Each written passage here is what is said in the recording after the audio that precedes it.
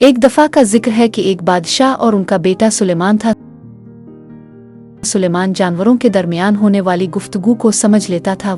वो मछली, भेड़ों और कीड़ों के दरमियान होने वाली गुफ्तगू को समझ गया।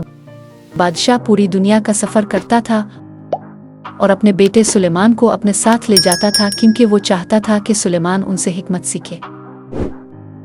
लोग हर वक्त बादशाह के पास अपने मसाइल के लिए आते थे।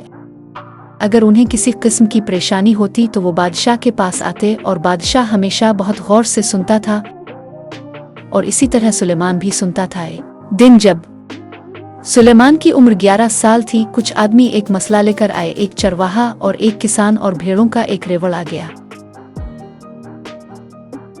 सुलेमान को भेड़ बहुत पसंद थी। उनके पास अलिफावन के खूबसूरत कोट थे। भेड़ें बुबुकरती रहें और वो उन्हें समझ गया। पहला आदमी गुस्से में था, उसके चेहरे पर गुस्सा था और वो बड़ी ऊंची आवाज में बोला, वो आदमी, इसके जानवर मेरे बाग में आए, उन्होंने मेरा सारा फल खा लिया, मेरे सारे पौधे, गाजर, मीठा धनिया। बादशाह चरवाहे की तरफ मुतवज्जे हुआ। चरवाहा भी नाराज था। चरवाहा भेड़ों की तरफ मुतवज्जे हुआ और कहा, तो तुम इस आदमी के बाग में गए और उसके पौधे खा गए।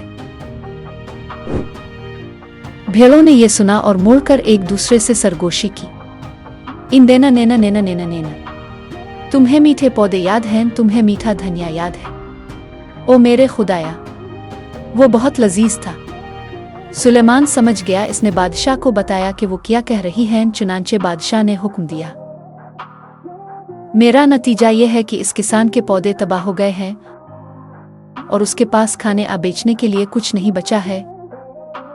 इसलिए मैं फैसला करता हूं कि वो आदमी तमाम भेड़ें इस आदमी को देगा। चरवाहा गिर पड़ा और रोने लगा, मेरी जिंदगी बर्बाद हो गई, बस बर्बाद हो गई। भेड़ों के बगैर चरवाहा किया है। भेड़ें आपस में बातें करने लगे। नेना नेना नेना नेना नेना नेना, चरवाहा हमसे बहुत प्यार करता है, हम अपने चरवाहे पर यह मुसीबत कैसे ला सकते हैं। सुलेमान ने यह सब कुछ बादशाह को बताया और आखिरकार बादशाह ने बड़ी मुस्कुराहट के साथ कहा, अब पौधे बर्बाद हो गए हैं और किसान के पास ना बेचने के लिए कुछ है ना खाने को, लेकिन फिर भी उसकी अपनी जमीन है। इसलिए अगर चरवाहा अपनी सारी भेड़ें किसान को दे दे तो इसके पास कुछ नहीं होगा, तो ये भी इंसाफ नहीं। चरवाहा जमीन की देखभाल करेगा, वो बीज बोएगा, वो फसलों की देखभाल करेगा। इस वक्त किसान भेड़ों की देखभाल करेगा, वो हमारी उन इस्तेमाल के लिए हासिल करेगा और जब तमाम सब्जियां और अनाज दोबारा आ गए जाएंगे तो वो ज़ाय होने वाली फसल की अदायगी करेगा ताकि दोबारा काम शुरू कर सके।